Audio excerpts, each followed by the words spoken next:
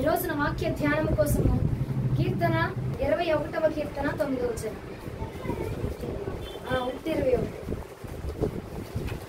21వ కీర్తన 9వ వచనం. నీవు ప్రత్యక్షమైనప్పుడు వారి అగ్నిగుండము వలె అగుదురు. తన కోపము వలన యెహోవా వారిని నిర్మూలము చేయును. అగ్ని వారిని దహించును. హల్లెలూయా. దహించును, నిర్మూలన అనగానే అందరు మహాలు సప్పబడిపోయాయి కదా. 4 రోజులు ఆమె సప్పబడిపోయింది అనుకుంటారా? ఏదైనా నువ్వు దేవునికి మహిమ, తిట్టిన ఆయనే కొట్టిన ఆయనే, అవునంటారా కాదంటారా? తిడితేనే దేవుడు కొడితే రాక్షసుడా? తిట్టిన ఆయనే కొట్టిన ఆయన అంటున్నారు. కీర్తనలు మరొకసారి చదువుతుంది. నీవు ప్రత్యక్షమైనప్పుడు వారు అగ్నిగుండము వలె అగుదురు. తన కోపము వలన యెహోవా వారిని నిర్మూలము చేయును. అగ్ని వారిని దహించును. దేవునికి మహిమ కలుగును గాక. ఆయన అంటున్నారు, నీవు ప్రత్యక్షమైనప్పుడు వారు ఎలా అవుతారట? అగ్నిగుండము వలె అవుతారట. అసలు ఆయన ప్రత్యక్షమైనప్పుడు అగ్నిగుండము వలె అవడం ఏంటి? అసలు అగ్నిగుండం ఏంటి అంటే ఈ రోజున మన అంశము అగ్నిగుండము. సో చెప్పండి అందరూ, అగ్నిగుండము. అగ్నిగుండము ఈ వర్తమానంతో దేవుడు మనతో మాట్లాడుతున్నారు. ఏమనంటే, నేను ప్రత్యక్షమైనప్పుడు వారట అగ్నిగుండము వలె మార్చబడతారట. అసలు అగ్నిగుండంలో ఎవరు వేయబడతారట అండి? అసలు అగ్నిగుండంలో వేయబడాలి అంటే కారణం ఏమిటంటే వారు ఏదైనా తప్పు చేసి ఉండాలి, అంతే కదా. శిక్షిస్తారు. అగ్నిగుండంలో వేసి తప్పు చేసిన వారిని మాత్రమే, వారికి ఉపయోగకరంగా ఉండని వారిని మాత్రమే, వారికి అనుకూలించని వారిని మాత్రమే ఏం చేస్తారంటే రాజులు అగ్నిగుండంలో వేసేస్తారు. షడ్రక్ మేషక్ అబేద్నెగోలను కూడా అగ్నిగుండంలో వేసి ఉన్నారు. దేనికండి? దేనికోసము? వాళ్ళు ఏమైనా దొంగతనం చేశారా? వాళ్ళు ఏమైనా నరహత్య చేశారా? వాళ్ళు ఏమైనా పాపం చేశారా? లేదంటే స్త్రీలను మోపు చూపుతో చూసారా? ఏం చేయలేదు. ఒక్కటే, నేను నా దేవునికి తప్ప మరొకరికి నేను నమస్కారము చేయను అని చెప్పి దేవుడిని నమ్ముకుని ఉన్నారు కనుక రాజు ఏం చేశాడు? వీడు నాకు వ్యతిరేకంగా ఉంటాడా? వీడి మాట నాకు వ్యతిరేకంగా పనిచేస్తుందా అని చెప్పేసి రాజు కోపించి ఆగ్రహముని తెచ్చుకొని ఏం చేశాడు? ఇదిగో అగ్నిగుండంనంట 7 రెట్లుగా ఎక్కువ చేసేసి మరి ముగ్గురిని కూడా అగ్నిగుండంలో పడద్రోసించాడట. ముగ్గురిని కూడా పడేశారట. కానీ ఆ ముగ్గురిని కూడా బయటకు తీసుకొని అగ్నిలో కూడా కాపాడే దేవుడు ఆ సర్వశక్తివంతుడైన మన యేసుక్రీస్తు ప్రభుల వారు మాత్రమే.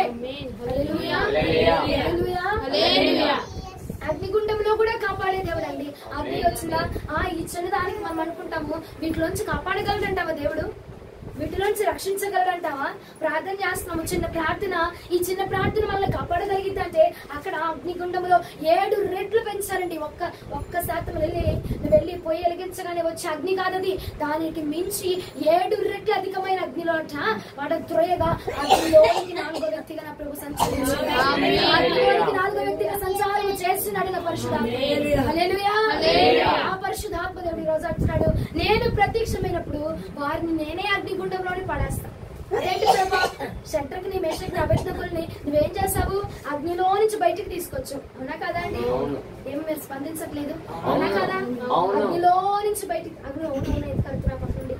అగ్నిలో నుంచి బయటికి తీసుకొచ్చాడు దేవుడు. అయ్యా మరి ఏంటి? అగ్నిలో నుంచి బయటికి తీసుకొచ్చిన దేవుడు నువ్వు అంటున్నావు, నేను ప్రత్యక్షమైనప్పుడు వారు అగ్నిగుండంలో పడతారంటే కారణం ఏమిటంటే తప్పు చేస్తేనే వాడు శిక్ష అనుభవిస్తాడు. అవునా కాదా? హల్లెలూయా. జీవము కలిగిన ప్రతి ఒక్కరు హల్లెలూయా. మహిమ కలుగును గాక. తప్పు చేసిన వాడిని అగ్నిగుండంలో పడద్రోస్తారు కదా. మరి నీవు ప్రత్యక్షమైనప్పుడు వారిని ఎందుకు అగ్నిగుండంలో పడద్రోస్తావంటే మొదటి కారణం దేవుడు చెప్పింది మత్తయి సువార్త 13వ అధ్యాయం 50వ వచనం. మత్తయి సువార్త 13వ అధ్యాయం 50వ వచనం. వీరిని అగ్నిగుండములో పడవేయుదును, అక్కడ ఏడ్పుడును పండ్లు కొరుకుటయు ఉండును. అక్కడ పైన 42-43 వచనంలో ఒకసారి చెప్పండి. అక్కడ ఏడ్పుడును పండు కొరుకుటయు ఉండును. అప్పుడు నీతిమంతులు తమ తండ్రి రాజ్యములో సూర్యుని వలె తేజరిల్లుదురు.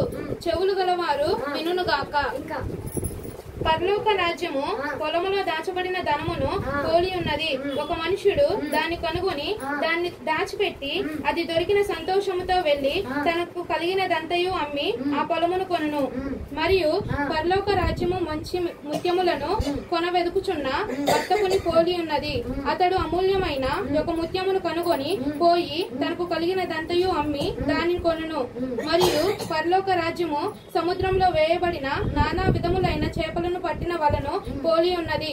అది నిండి ఉన్నప్పుడు దాని దరికి లాగి కూర్చుండి మంచి వాటిని గంపల్లో చేర్చి చెడ్డ వాటిని బయట పారవేయుదురు.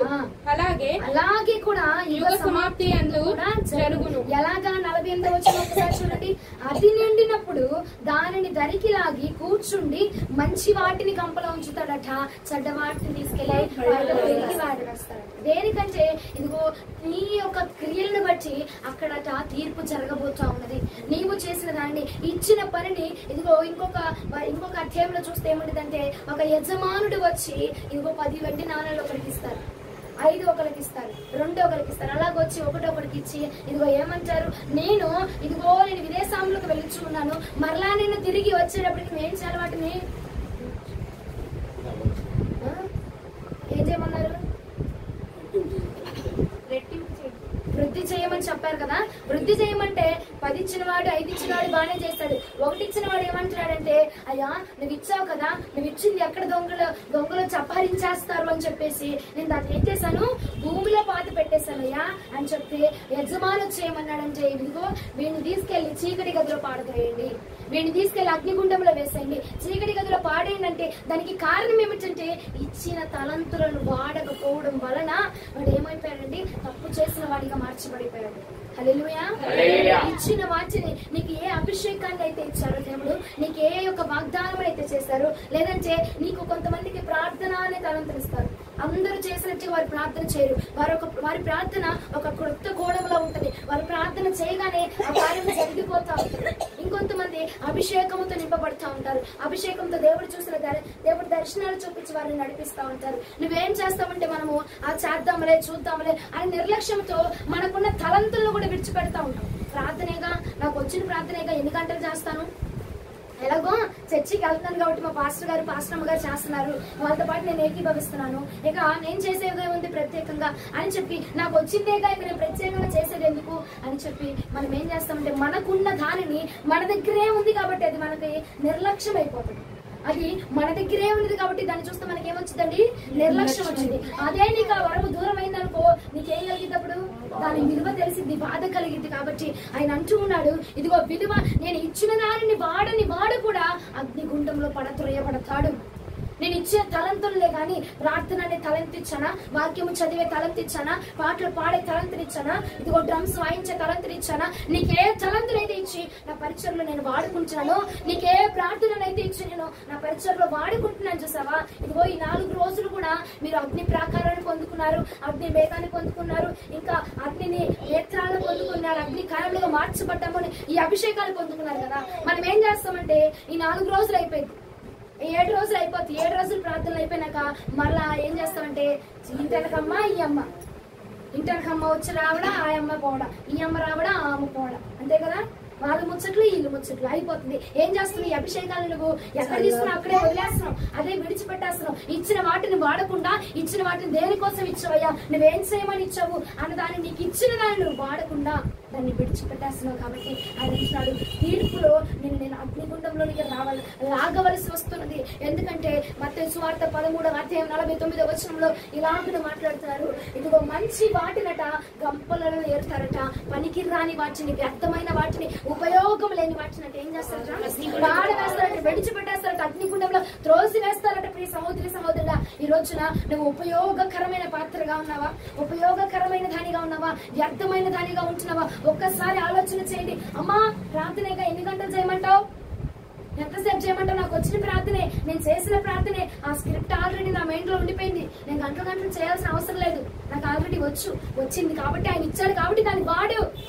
ఆయన అన్నాడు, నువ్వు నేను ఇచ్చిన దాన్ని నువ్వు వాడితే నేను ఇంకా వృద్ధి చేస్తా. 10 తలంతులు ఇచ్చినాడు, వచ్చి నేను వృద్ధి చేశానయ్యా. 5 తలంతులు ఇచ్చినవాడు వచ్చి ఏమన్నాడు, నేను వృద్ధి చేశాను ప్రభా, 10 అన్నాడు.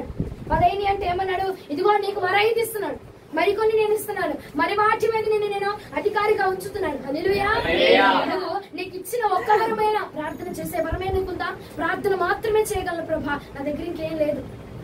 ఏమండి, వారి గురించి నేను ప్రార్థన మాత్రమే చేయగలను, నేను ఇంకేం చేయలేను, నా వల్ల ఏం కాదంటూ ప్రార్థన చేయి. ఆ వరాన్ని వాడి నువ్వు, ఆ వరాన్ని వాడితే దేవుడు దాన్ని చూసి మెచ్చి ఇంకొన్ని వరములను నీకు జత చేయబోతున్నాడు. అంతేగాని దాన్ని విడిచిపెట్టిన వాడట అగ్నిగుండంలో పడద్రోయబడతాడట.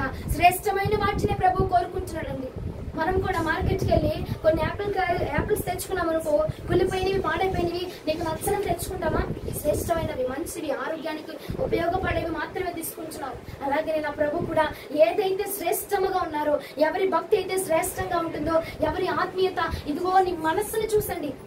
మనం వేసుకున్న తెల్లటి వస్త్రాన్ని చూసి కాదు, నీ మనసును చూసొచ్చండి. నా ప్రభు నిన్ను ఎన్నుకోబోతా ఉన్నాడు.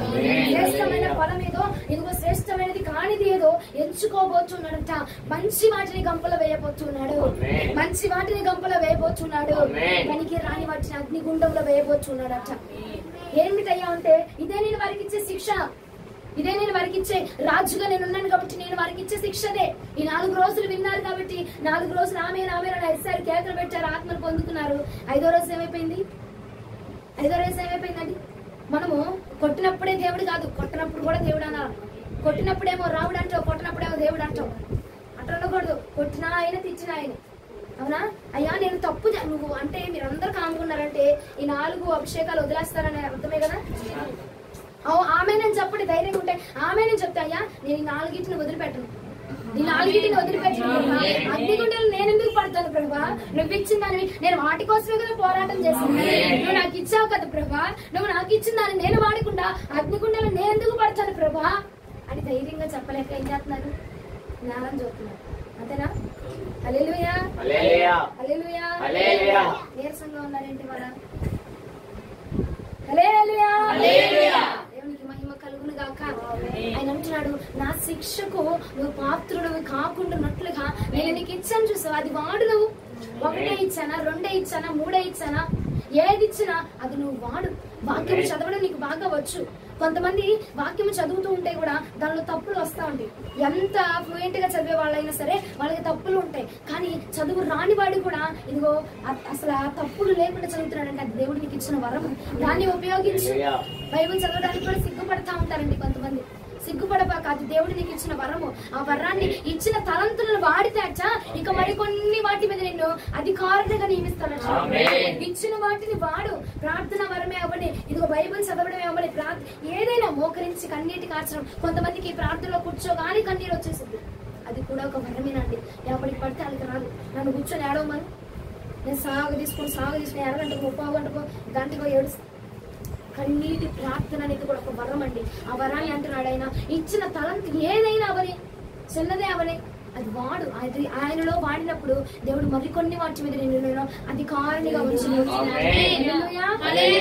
మొదటిగా నువ్వేం చేయాలంటే ఇచ్చిన వాటిని నువ్వు వాడాలి. వాడకపోతే ఆయన అంటున్నాడు అగ్నిగుండంలో. ఒక్కసారి కీర్తనకు రండమ్మా. కీర్తనను 21వ కీర్తన 9వ వచనం. ఇది మాత్రం తీసుకుంచుకోండి, మళ్ళా నేను చదివిస్తాను.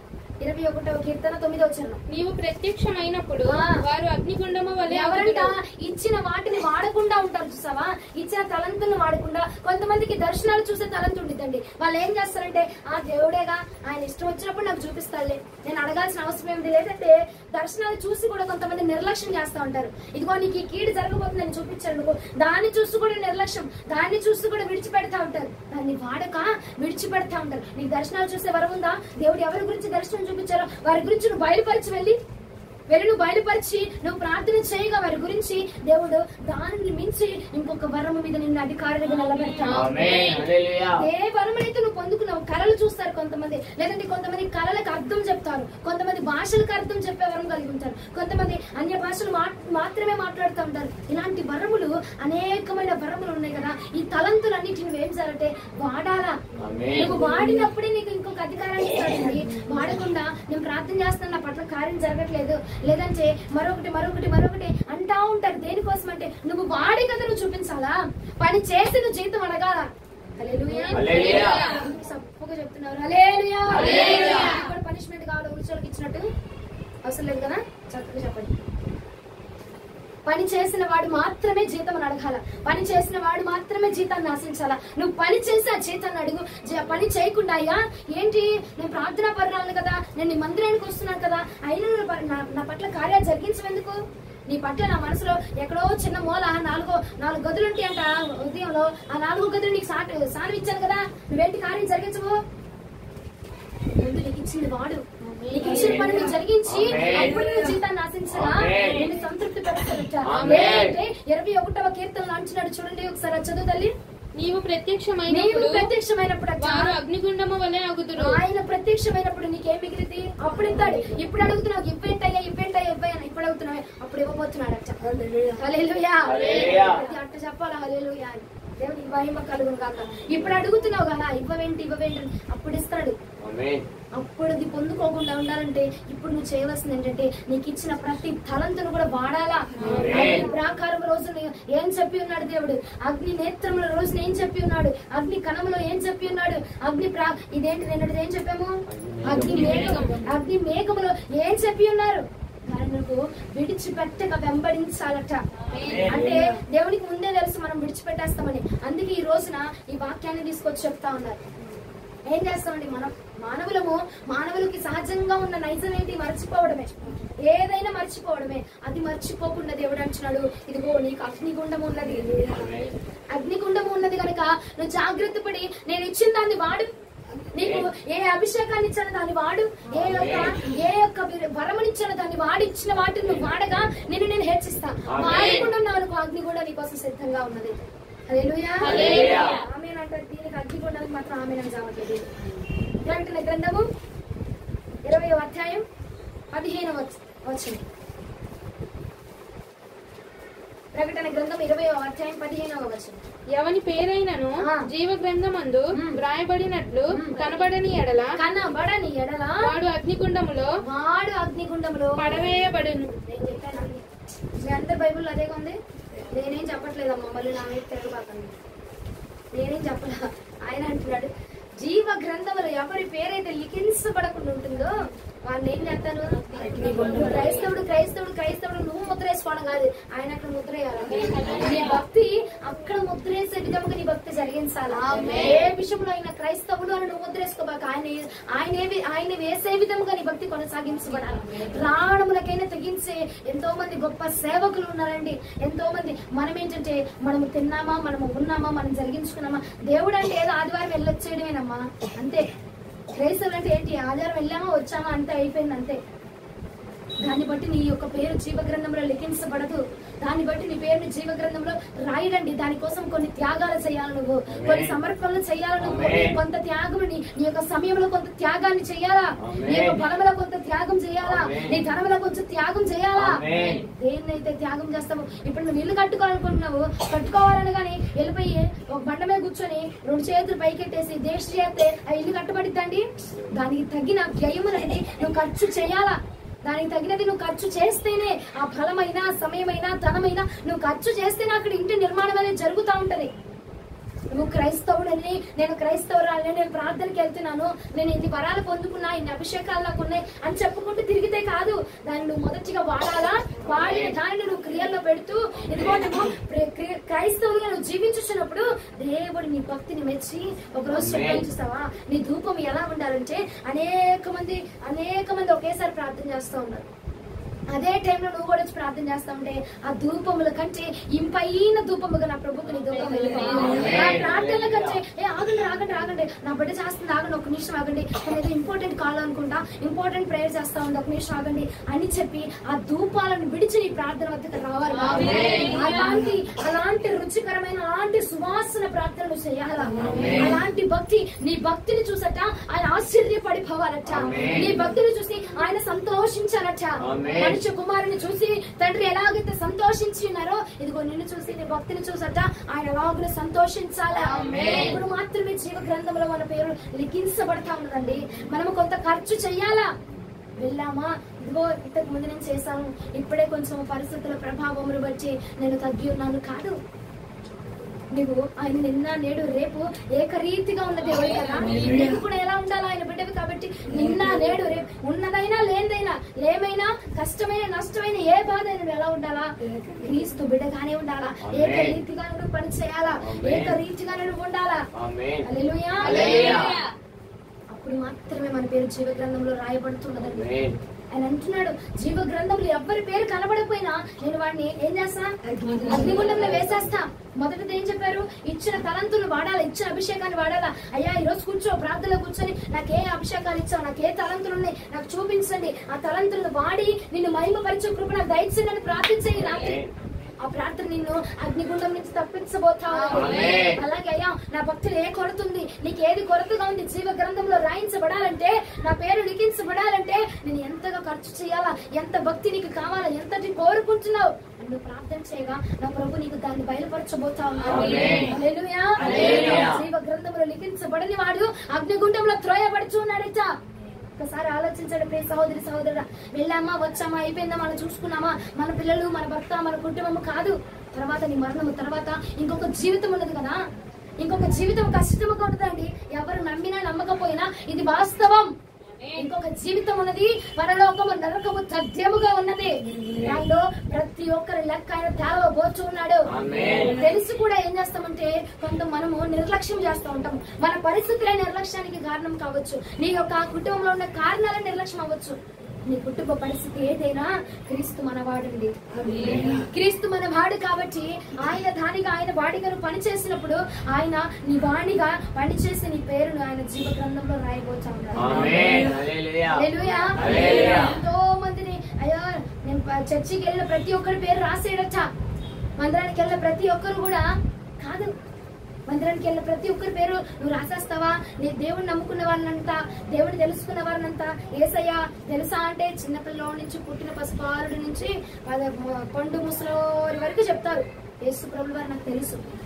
తెలియటం వేరు అండి, ఆయనతో పరిచయం ఉండటం వేరు. సీఎం గారు తెలియడం వేరు, ఆయనతో పరిచయం ఉండడం అదొక లెవెల్, అదొక రేంజ్. ఆ రేంజ్ ను సంపాదించుకుంటేనే ఓహో వీడు నాకు తెలిసిన వాడే, పర్వాలేదు లోపలికి రానివ్వండి అంతేనే కదా.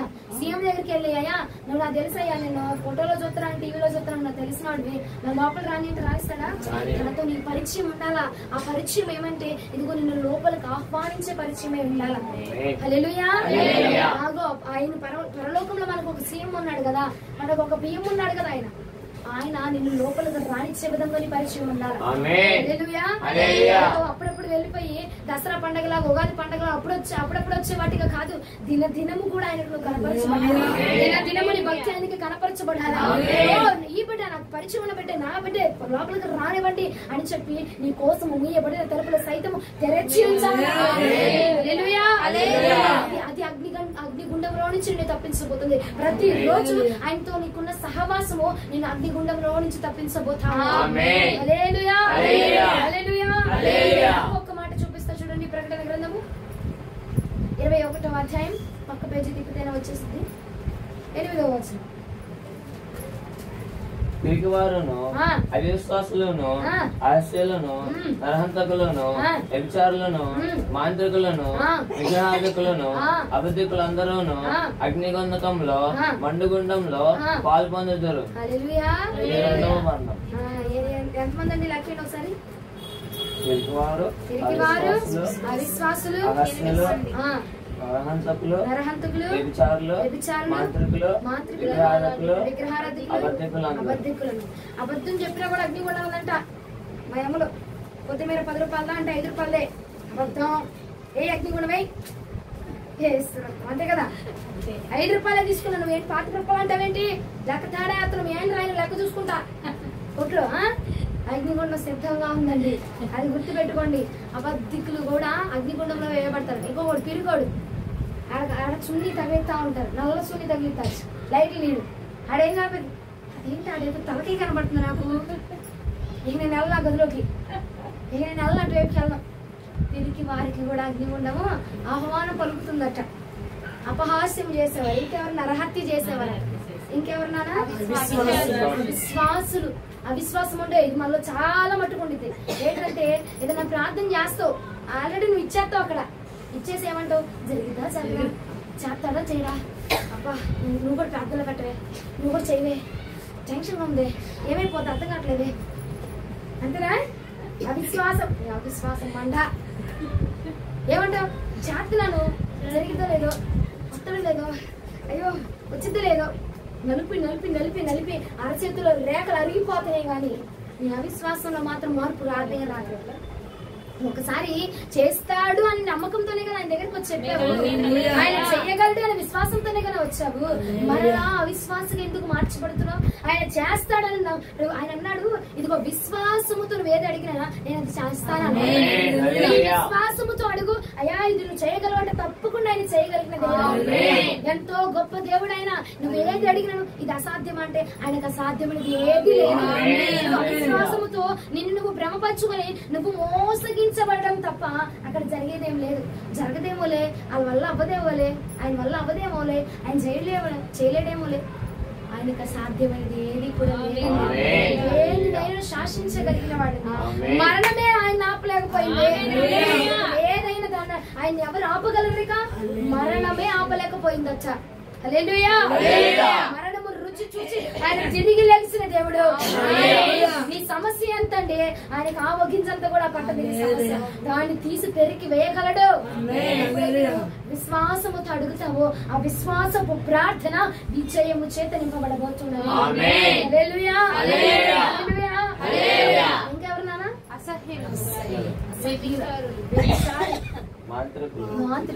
మాంత్రికుడు ఈ అగ్ని కూడా రెడీ కూడా తీయలకు మాట. మాంత్రికులే ఆ పొద్దుగూకలకు అదే పని అండి, అదే పని. నా మీద కూడా చేసి వచ్చారులే, అందుకు చెప్తున్నా. అందుకే వాళ్ళకి అగ్ని కూడా పడాయలగా. ఇంకా విగ్రహారాధికి ఇంకా అబద్ధం చెప్పే పెద్ద సైతాన్లందరూ అగ్నిగుండంలో పడుదురుగాక. ఆమె హల్లెలూయా. పాతిక 10 సార్లు చెప్తా రోజులో, అబద్ధం చెప్పబాకండి అమ్మా, అబద్ధం చెప్పబాకండి అమ్మా, అబద్ధం చెప్పబాకండి. నీ మాట ఏంటి మాకు లెక్క? అబద్ధం చెప్తే ఏంటి మా సార్ ఊరుకోడు. 9 రమ్మన్నాడు, 5 నిమిషాలు లేట్ అయింది. ఏంటంటే మా అత్త చచ్చిపోయిందండి అంటే 5 నిమిషాలకి అర్థం చంపేస్తున్నారు అక్కడ. ఒక రోజుకి అమ్మమ్మ చంపేస్తున్నారు అక్కడ. ఏమండి అబద్ధం. ఎన్ని అగ్నిగుండాలు నీకోసం, అగ్నిగుండం ఇంకా పెద్ద చేసుకుంటూ అందులో కాలిపోవడానికి చేసుకుంటున్నావు తప్ప ఏమి లే. ఈరోజు బయలుపరిచారు కాబట్టి మీరు అబద్ధం ఎవరు చెప్పబాకండి. ప్రాణం పోతున్న పర్వాలా, అగ్నిగుండం కంటే ఇదే నయ్యండి బాబు. నిజం చెప్పండి నయ్యం. ఎందుకంటే ఒక అబద్ధం చెప్పాను, అగ్నిగుండం రెడీగా ఉండిద్దంట. లెక్క రాస్తాడు ఆయన, లెక్క రాస్తాడు. కొత్తిమీర దగ్గర ఎంత అబద్ధం ఆడో, టమాటాల దగ్గర ఎంత అబద్ధం ఆడో, చేపల కూర దగ్గర ఎంత అబద్ధం ఆడో అన్ని లెక్క రాస్తాడంట ఆయన. కాబట్టి ఇప్పుడు దాకా లెక్క రాసిన ఉన్నాయేమో ఇంటికి వెళ్ళి బతుకులాడుకుందాం. ఏమంటారు? ఇంటికి వెళ్ళి అయ్యా నేను తప్పు చేశాను, నేను అబద్ధం ఆడాను, నేను అబద్ధం ఆడే ఉంటే కానీ అబద్ధం ఆడే ఉంటా అనబాక. ఆడే ఉంటావు, ఆడే ఉంటానేమో అనబాకండి. ఆడేనయ్యా, నేను ఆడాను, తప్పకుండా ఆడాను, నన్ను క్షమించండి ప్రభా అని నువ్వు ప్రార్థన చేయగా దేవుడు నీ ప్రార్థన అంగీకరించును గాక, అగ్నిగుండం నుంచి తప్పించును గాక. హల్లెలూయా. అంతమంది అండి పిరికివారట, అసహ్యులట, ఇక విగ్రహారాధికులట, మాంత్రికులట, అబద్ధం చెప్పేవారట, పిరికివారు, ఇంకెన్నెన్నో ఉన్నాయండి అందులో. అంతమంది అవి ఉన్నాయి. కాబట్టి మనం ఈ రోజు నుంచి జాగ్రత్త పడదాం. మొదటిగా ఏం చెప్పాడు? ఇచ్చిన తలాంతరం వాడకపోతే వేసేస్తా అన్నాడు. రెండవదిగా జీవ గ్రంథంలో నీ పేరు రాకపోతే అగ్నిగుండంలో వేస్తా అన్నాడు. మూడవదిగా పిరికి వారట, అబద్ధికులట, నరహంతకులట, మోసం చేసేవారట ఎంత మంది ఉన్నారు. వారందరినీ ఏమంటున్నాడు? మాంత్రికులు, పెద్ద సైతాన్లు వాళ్ళు. ఆ మాంత్రికులు కూడా ఏమంటున్నాడు? నేను అగ్నిగుండంలో వేసేస్తా, అగ్నిగుండం నీకు సిద్ధముగా ఉన్నది. హల్లెలూయా. వీటన్నిటి నుంచి తప్పించబడేటువంటి కృప మనకి కలుగునుగా. హల్లెలూయా. గ్రంథము 20వ అధ్యాయం 10వ వచనం. వారిని మోసపరిచిన అపవాది అగ్నిగంధకం గల గుండంలో పడవేయబడెను. అమ్మా అబద్ధం ఏమైనా నాలో నేను చెప్తున్నానేంటి? నాలో ఉన్న అపవాది కూడా చెప్తున్నాడు అంటావు కదా. అప్పుడు ఏమంటాడు దేవుడు? నీకు చెప్పించినాడు కూడా వేసేస్తాను, నిన్ను కూడా వేసేస్తున్నాడు. హల్లెలూయా. నేను చెప్పించే అపవాదిని కూడా వేస్తాడట. నీ ఒక్కదానికే కాదు శిక్ష, నా ఒక్కదానికే కాదమ్మో, నీతో చెప్పించిన వాడు, నీతో పాలు పంచుకున్నాడు చూసావు అపవాది, వాడిని కూడా వేసేస్తాడట. కాబట్టి అగ్నిగుండము ఉన్నది అనేది జాగ్రత్త పడి ఏ వరములైతే ఏ ఫలములైతే మనం పొందుకుంటున్నామండి వాటినట మనము వాడే వారిగా ఉండాలా. వాటిని వాడుతూ ఉంటే, వాటిని క్రియల్లో పెడుతూ ఉంటే నువ్వు తప్పించబడతావు, ఇంకా దీవించబడతావు. హల్లెలూయా. అగ్నిగుండము కంటే దీవెన నయం కదండి. అగ్నిగుండంలో వెళ్ళి పడిపోవడం కంటే దీవించబడడం నయం. కాబట్టి ఇచ్చినది ఏదైనా, నాలో ఏ తలంతులు ఉన్నాయి ప్రభా, నేను ఏం కలిగి ఉన్నాను అని నువ్వు ప్రార్థన చేయగా నా ప్రభు వాటిని నీకు చూపించును గాక. జీవ గ్రంథంలో నీ పేరు లిఖించబడినట్లుగా నీ ప్రార్థన మార్చబడిను గాక. హల్లెలూయా. ఇంకోటేం చెప్పాము, వీరికి వారు నరాంతకులు, ఆ చాట భారతం మొత్తం అదంతా 8వ వచనం అంతా అందులో ఉన్న వాళ్ళంతా నరకంలో పడతారు కాబట్టి, అగ్నిగుండంలో వేయబడతారు కాబట్టి అయ్యా ఆ జాబితాలో నేను ఉండకుండా సహాయం చేయండి. హల్లెలూయా. ఆయన దురాత్మల మీద అధికారములు కలిగిన దేవుడు అండి. నీవు కూడా ఏం కలిగి ఉండాలా? దురాత్మల మీద అధికారములు కలిగి ఉండాలి. అది వచ్చారు, ఇది వచ్చారు, అది పోతుంది, ఇది పోతుంది, అటల్ ఇది వచ్చింది, ఇటల్ అది వచ్చింది, ఆ సవాల్ చూస్తాను, ఇక ఈ రోజు అంతా ఇలాగే ఉంటుంది కాదు. నువ్వు ఎవరికి జనకుడుగా ఉన్నావు, ఎవరి కుమార్తెగా ఉన్నావంటే నువ్వు దురాత్మ శక్తుల మీద అధికారము కలిగిన వాడికి కుమార్తెగా నీకు కూడా అధికారములు కలిగిన దానిగా ప్రవర్తించాలి. పిరికి వానికి కాదు జన్మించిందే, ధైర్యము కలిగిన, రోషము కలిగిన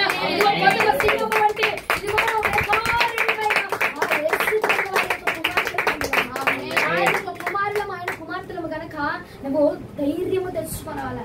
పిరికి వానిగా ఉండడానికి వీల్లేదు, అబద్ధం చెప్పడానికి వీల్లేదు. ఎందుకంటే మన దేవుడు నీతి సూర్యుడు.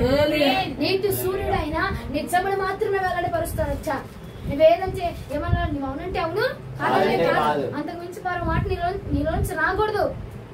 నువ్వు నీతి సూర్యుని యొక్క కుమార్తెగా ఉన్నావు కాబట్టి నీ నోటి మాట అలాగనే ఉండాలా. హల్లెలూయా. హల్లెలూయా. ఆంతరికులతో నరాంతకులతో మీకు సంబంధం ఉండదులే కానీ చిన్న చిన్న వాటిలోనే తప్పిపోతా ఉంటామని, చిన్న చిన్నవేగా అనుకుంటాం. చిన్న చిన్న వాటిల్లో కూడా ఆయనట నీతిని వెతుకుతూ ఉండే దేవుడు. ప్రేమ ఏమిటంటే, ఇగో ఇద్దరు వ్యక్తులు ప్రేమించుకున్నారనుకో, నువ్వు ఎంత పెద్ద విషయాల్లో నమ్మకం ఉన్నా లేకపోయినా పర్వాలేదు కానీ చిన్న చిన్న వాటి విషయాలు ఏమంటే ఏం జరుగుతుంది, అక్కడ గొడవలు రేపబడతా ఉంటే వారి మధ్య ఎడం అనేది కలుగుతా ఉంటుంది. అవునా కాదా? వివాహమైన వారైనా సరే కాని వారైనా సరే, ఇదిగో నీ తోటి వారు నిన్ను ప్రేమిస్తున్నారు, అంతెందుకు నీ చెల్లె, నీ తమ్ముడే, నీ అన్నయ్య నిన్ను ప్రేమిస్తారు, నిన్ను ఇష్టపడతారు. వారి దగ్గర చిన్న చిన్న విషయాల దగ్గర గొడవలు జరుగుతున్నాయి అంటే కారణం ఏమిటి? ఎడమును కలగజేస్తా ఉంటాడు అపవాది. చిన్న చిన్న విషయాల్లో కూడా నమ్మకత్వము లేకపోవడం వలన ఏం జరుగుతుంది? గొడవలు జరుగుతూ ఉంటాయి, దూరం ఎడబాటు అనేది పెరిగిపోతా ఉంటుంది. లోకానుసరమైన ప్రేమల్లోనే ఇదిగో ఎడబాటును కలుగుతూ ఉంటే, అదిగో ఆయన పరలోకం నుంచి ఆయన మనల్ని ప్రేమించుచు ఉన్న దేవుడు గనక ఆయన వద్ద నువ్వేం చాలా ప్రతి విషయంలో కూడా నమ్మకత్వాన్ని చూపించాలి. నమ్మకస్తుని మాత్రమే ఆయన జీవ గ్రంథంలో పేరు రాయబడుతుంది. నమ్మకస్తుని మాత్రమే ఆయన ఇష్టపడుతున్నాడండి. ఇదిగో బలా నమ్మకమైన దాసుడా అన్నాడు. బలా నమ్మకమైన దాసుడా, ఆ పేరు మనము పొందుదుము కాక.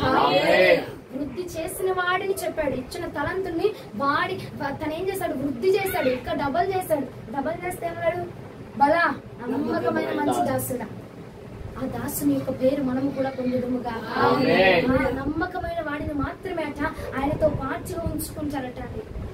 నమ్మకత్వం ప్రతి విషయంలో కూడా నమ్మకాన్ని కలిగి ఉండాలా. పిరికితనం మనకొద్దు, అసహ్యం మనకొద్దు. ఎదుటి వాడిని చూస్తే ఎక్కడ లేని అసహ్యం అంతా, మొత్తం కృష్ణ బ్యారేజ్ అంతా, ఆ డ్రైనేజ్ నీళ్ళంతా మామూలుగా కనపడ్డట్టే చేస్తూ ఉంటారు. నువ్వు ప్రేమను చూపించు, ఆ ప్రేమకి ఆ వ్యక్తిలో ఉన్న కోపం కూడా కరిగిపోతున్నది. హల్లెలూయా. మనం తగ్గిన పర్వాలేదండి, దేవుడు మనల్ని రానున్న రోజుల్లో హెచ్చరించబోతాం. తగ్గించుకో, ఏం పర్వాలా. వాడి ముందు నేను తగ్గేదేంటి? క్రైస్తవులందరిలో ఉండదు ఏంటంటే, వాడు చెప్తే నేను వినేదేంటి, వాడు చెప్తే నేను వినాలా, వాళ్ళ దగ్గరికి వెళ్ళి కింద కూర్చొని నేను వినాలా, ఏమండి వాళ్ళ దగ్గరికి వచ్చి మేము వినాలా, వాడు చెప్తే నేను వినేదేంటి? తగ్గించబడిన వాడు మాత్రమే హెచ్చరించబడబోతున్నాడు. ఎవరైతే తగ్గించబడబోతున్నారో వారినే నా ప్రభు హెచ్చించబోతున్నాడు, వారినే హెచ్చించును గాక. తగ్గించుకోండి. అగ్నిగుండంలో పడద్రోయబడట కంటే తగ్గించుకోవటం మేలు. అగ్నిగుండంలో పడద్రోయబడట కంటే నిజము చెప్పుట మేలండి. అగ్నిగుండంలో పడద్రోయబడట కంటే ఇదిగో నువ్వు ధైర్యముగా నడిచి వెళ్ళటం మేలు. హల్లెలూయా. ఇచ్చిన తలాంతులను వాడి జీవ గ్రంథంలో నీ పేరు లిఖించబడాలి. ఒక్కటే నమ్మకంగా ఉండి చాలు. దేవుడి నమ్మకంగా ఉంటే చాలు. ఇదిగో జీవ గ్రంథంలో నీ పేరు రాయబడతా ఉన్నది. నమ్మకస్తులకు మాత్రమే ఆయన రాజ్యములో స్థానాన్ని ఇస్తా ఉంటాడు. హల్లెలూయా. హల్లెలూయా. అలా నమ్మకమైన మంచి దాసుడా అన్న సాక్ష్యము మనము పొందుదుము గాక. హల్లెలూయా. ఆవిడ ఇంటి మీద నీ పేరు రాయాలనుకో, లేదంటే ఇంటి కాగితాల మీద ఈ ఇల్లంతటికి మా ఆయన అధికారి, లేదంటే మన్నే అధికారి రాయాలంటే నమ్మకం ఉండాలి. అవునా కదా? ఒక వ్యక్తి మీద నమ్మకం ఉండాలి. ఆ నమ్మకాన్ని నువ్వు కుదిరిస్తే ఎక్కడైనా నీ గురించి ధైర్యంగా చెప్పి నిలబడగలుగుతారండి. ఆ నమ్మకం యేసు ప్రభుల వారికి కలిగించు. నీ భక్తి ద్వారా నమ్మకాన్ని కలిగించు, యథార్థతను కలిగించు. నీ పేరు జీవ గ్రంథంలో నా ప్రభు రాయబోతున్నాడు. ఈ రాత్రి అది జరుగునుగాక, ఈ రాత్రి జరుగునుగాక. ఈ రాత్రి రాస్తే ఇదిగో దేవదూతుల ముందు చెప్పాలి, ఇదిగో నా బిడ్డ పేరు జీవ గ్రంథంలో రాస్తున్నా. ఖచ్చితంగా నా బిడ్డ యథార్థముగా మాత్రమే బ్రతుకుతాడు, అబద్ధములు చెప్పడు, నీతిగా బ్రతుకుతాడు. హల్లెలూయా. సాక్ష్యం నీ గురించి ప్రభు దూతల ముందు చెప్పి నీ పేరు రాయించునుగాక. అది నెరవేర్చబడాలంటే రాయించబడినంత మాత్రం కాదు.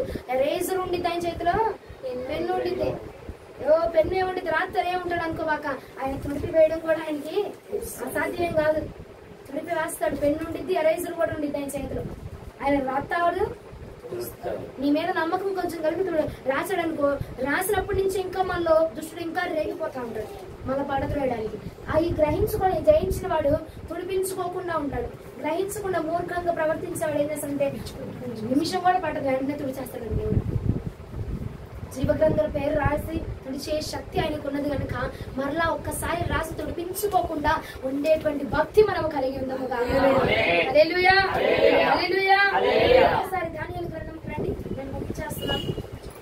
3వ అధ్యాయం 26వ వచనం. దానియేలు 3వ అధ్యాయం 26వ వచనం.